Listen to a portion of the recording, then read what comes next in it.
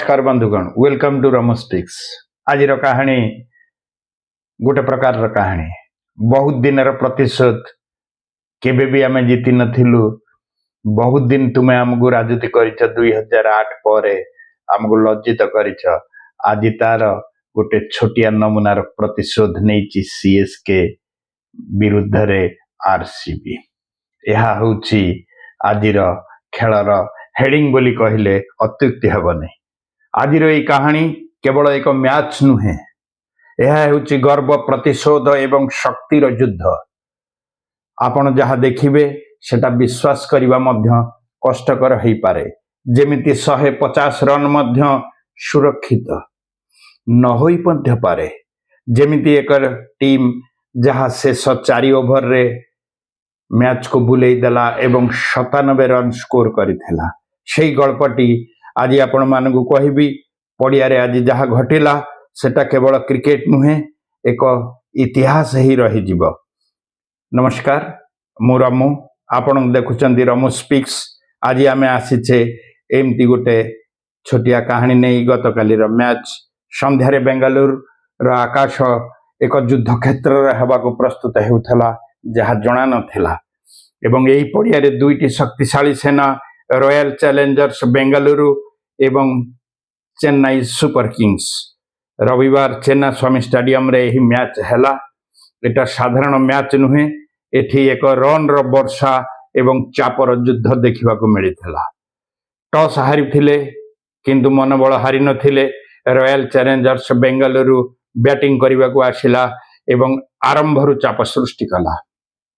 Virat Kohli opener हिसाब रे आसीथिले। 18 ball रे 28 रन रो गोटे पारी से खेलिले।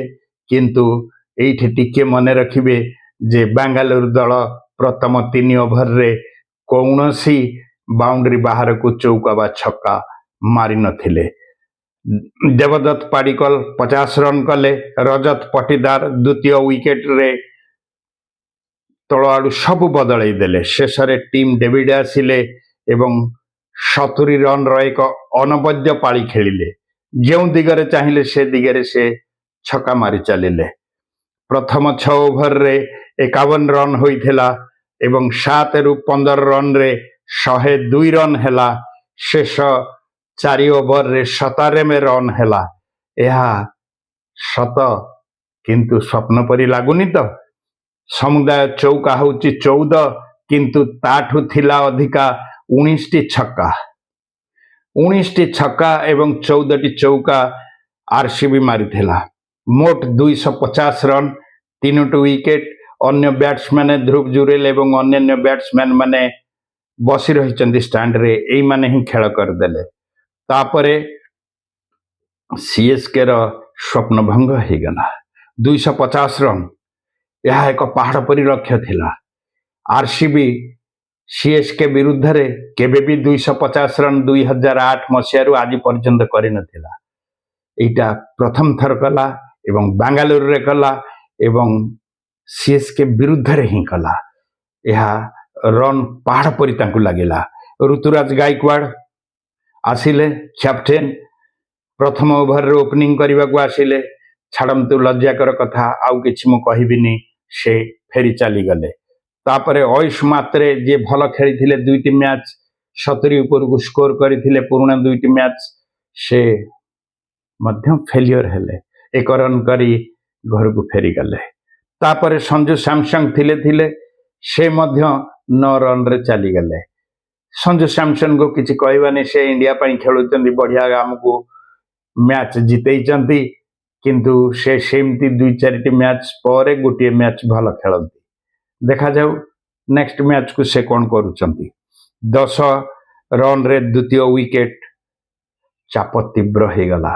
14 रन रे 3 विकेट। आहुरी प्रेशर बढ़ीगला।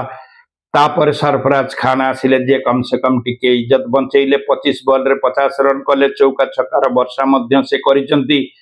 किंतु एते रन बॉर्डर पहाड़ को क्रॉस करबा पई आउ टिके लय धरिला बेलू से आउट हो गले।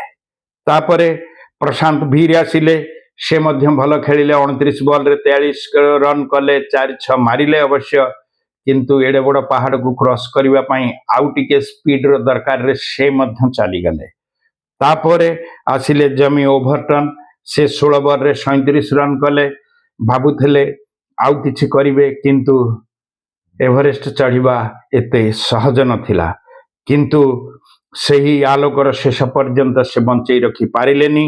सीएसके 207 रे ऑल आउट हो गला 19.4 ओवर रे। अन्य मानक कथा कहिबार किछि मूल्य ही एठी नाही। फलाफल 23 रन रे आरसीबी सीएसके को पराजित कला। भुवनेश्वर कुमार 3टी विकेट नहीं थिले। कृणाल पांड्या से मध्य 2 विकेट नहीं थिले। जैकब डफी प्रथमे 2टी विकेट नहीं सीएसके रो बैटिंग विपर्जय करथिले। बोलर माने मैच को शेष करदेले शक्तिशाली दल भाव ए जीतर अर्थ ताहले आमे कोन नबा? यह एक चेतावनी, यह एक मेसेज आरसीबी पुणी थरे ट्रॉफी पाई प्रस्तुत। सते सेमती लागुनी कि लगातार द्वितीय जीत डिफेंडिंग चैंपियन शक्ति प्रमाणित कले। पड़ियारे जेतेबेले शेष बॉल पड़िला सेतेबेले स्कोर बोर्ड कहूतला यह केवल एक मैच नुहे, यह आरसीबी रो शक्तिशाली घोषणा। किंतु एइठे ही टिके माड़ खाईगले। जदि आउ टिके स्पीड रे जो 43 रन जदि आउ 2-2 रन करी प्रत्येक ओवर रे भी नहीं थांते हुए तो सीएसके जीति जाई पारि थांता। किंतु खेलाड़ी मानकर सेई 2 रन अधिका बढ़ेबा मूड रे, एवरेज मूड रे से माने चली गले। तेणु करी संयमता रक्षा करी खेली हुए तो सीएसके आउ टिके भल करी पारि थांता बोली मोर विश्वास। यह थिला आज कहानी।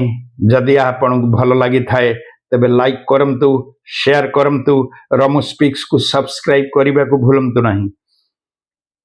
किंतु गला बेले कही रखिबी क्रिकेट आमको एक कथा शिखाए शेष बॉल पर्यंत किछि निश्चित नुहे।